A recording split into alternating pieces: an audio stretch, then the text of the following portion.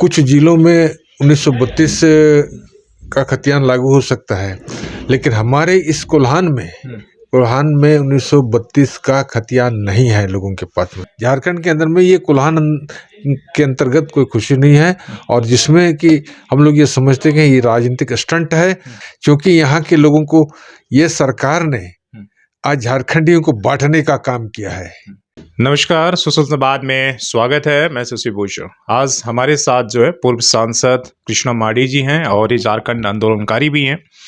इनसे हम बात करेंगे जो झारखंड के दो बड़े महत्वपूर्ण मुद्दे हैं। एक तो 1932 आधारित स्थानीय नीति, दूसरा जो एक मांग उठ रही है जो कुर्मी समाज है उसको आदिवासी की दर्जा को लेकर। इन दो मुद्दों पर हम बात करेंगे और समझेंगे कि आखिर इनकी क्या राय है और ये किस तरीके से इन मुद्दों को देखते हैं, इसलिए कि झारखंड को बेहतर तरीके से समझते हैं।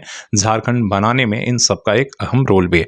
सबसे पहले बातचीत करने के लिए आपका स्वागत है, और आप इन दोनों मुद्दों को, खासकर स्थानीय नीति और कुर्मी को आदिवासी बनाने की मांग को, किस तरीके से देखते हैं?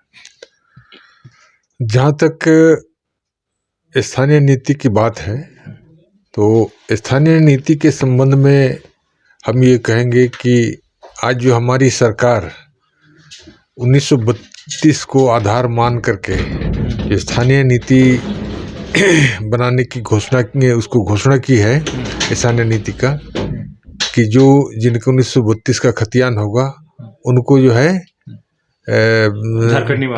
झारखंडी माना जाएगा, उनको जो है सर्विस में प्राथमिकता दिया जाएगा नौकरी में, और वो द्वितीय तृतीय चतुर्थ वर्ग की श्रेणी में जो है यहाँ के लोगों को वो प्राथमिकता देंगे। लेकिन उसके बावजूद हमारा ये कहना है, जबकि झारखंड के अंदर में, झारखंड में कहीं भी 1932, कुछ जिलों में 1932 का खतियान लागू हो सकता है, लेकिन हमारे इस कोल्हान में 1932 का खतियान नहीं है लोगों के पास में।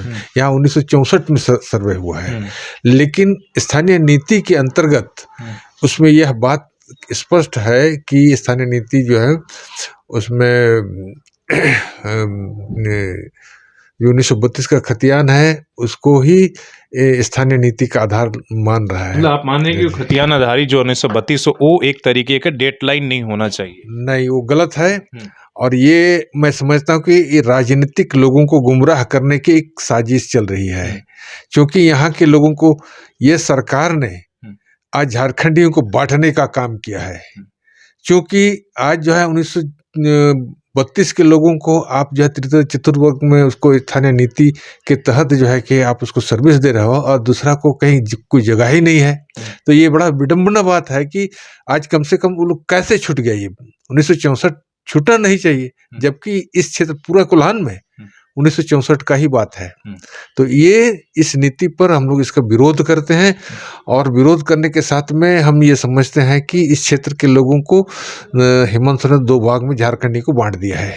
सीधी बात है। एक बात कही जा रही है कि जिस तरीके से 2 महीने पहले मुख्यमंत्री ने बजट के सत्र के अंदर पिछले बार फरवरी में कहा कि भाई किसी भी कीमत में 1932 नहीं बन सकता, कोर्ट इसे रद्द कर देगा। लेकिन जैसी बीजेपी की तरफ से खासकर ईडी की कार्रवाई और ये तमाम कार्रवाई जब होती है, तो कहीं ना कहीं दबाव में, हड़बड़ी में इस बात को लेकर आते हैं। तो आप भी देख रहे हैं कि सिर्फ राजनीतिक फायदे के लिए 1932 लाया गया है? लोगों के जो इमोशनल एक तरह की भावनाओं, झारखंड के रहने वालों की एक भावना, उसके साथ खेलने के लिए इस तरीके किया गया? हाँ, इस तरीके का जो एक ये है, चूंकि अपना राजनीतिक लाभ के लिए ऐसा किया है इन्होंने। क्योंकि कुछ लोग जो है जब जानबूझ करके स्वागत कर रहे हैं, इसको वेलकम कर रहे हैं और लोग खुशियां मना रहे हैं, और दूसरी तरफ लोग जो है वह मातम है। यहाँ पर झारखंड के अंदर में कोई खुशी नहीं है। झारखंड के अंदर में ये कोल्हान के अंतर्गत कोई खुशी नहीं है, और जिसमें कि हम लोग ये समझते हैं कि ये राजनीतिक स्टंट है, और ये हेमंत सोरेन जो है यहाँ बांटना का तो काम किया, लेकिन उसके साथ में आज यहाँ के लोगों को जो है एकदम सीधे यहाँ के लोगों के साथ में धोखाधड़ी किया है। और धोखाधड़ी ही नहीं, बल्कि लोगों को किस तरह से यहाँ इस क्षेत्र को डेवलप किया उसके बारे में उसके पास कोई योजना ही नहीं है। आज यही एक मुद्दा रहा। ये हम लोग के लिए बड़ी आफत ये बात है, दुखद बात है।